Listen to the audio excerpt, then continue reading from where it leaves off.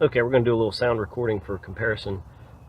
It's a couple days later now, so I've got the Flowmaster 40 series muffler has been installed on the 2 valve, and wanted to give a little comparison between that and stock.